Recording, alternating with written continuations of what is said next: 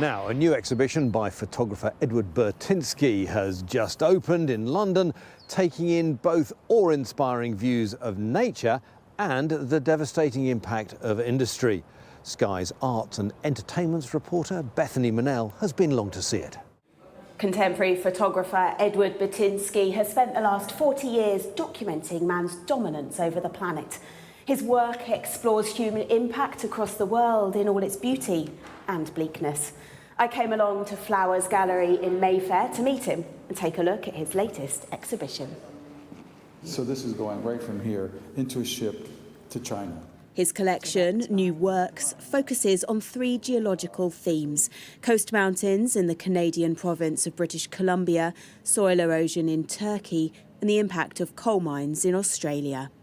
He's also captured Canada's shrinking glaciers as ancient rivers of ice recede due to global warming. I started off by asking him if he saw any conflict in creating beautiful images documenting such devastating impact on the Earth. Every living species takes something from nature to survive, and we as a top predator take quite a bit from nature to survive. And as I've often said, all these things I'm showing would be perfectly fine if there were 1 billion human beings on the planet. The fact that there's 8 billion makes it a problem. Showing this work now and bringing these conversations forward, I think, is urgent. We're surrounded here by pieces of your new work. How important is the scale to you? Because they're so imposing, aren't they? So when you get in front of a large 60 by 80-inch print, all the detail is present in a way that we don't even see the world that way. But the lens and the sensors today allow us to see a world in a way that's extraordinary. And obviously they're a bird's eye view, aren't they? So you're taking them from the sky. How do you physically do that? Ever since I've started photography, I've always wanted to get up higher and higher. And even my earlier works, when I did mines and quarries, I was always standing on the edge of that quarry or mine where my mother wouldn't approve because it's always broken up rock and sort of dangerous. But I was always looking at that view where the foreground, the beginning of the image at the bottom, is at a distance away, and it flattens the space, and you get more of a mid-ground that opens up. And we are getting a kind of growing voice, aren't we, of climate activists doing more and more sort of extreme things to draw attention to what's going on. What are your feelings around that? Culture, and the arts in particular, can be a target,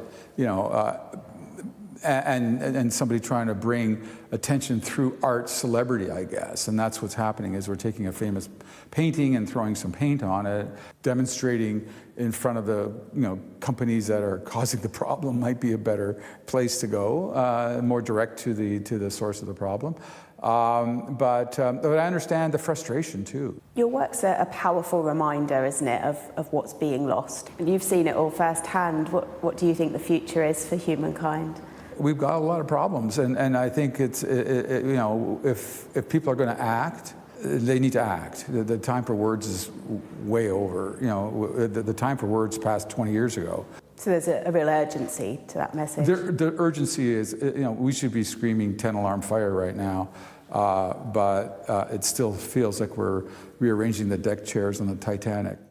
With his powerful panoramas commanding the room, Burtynsky challenges his audience to look beyond their backyard. Both celebrating and questioning human ingenuity, his work is a snapshot in time of a world that might not look this way for much longer without changes to the way we use our planet's resources. Bethany Minelle, Sky News.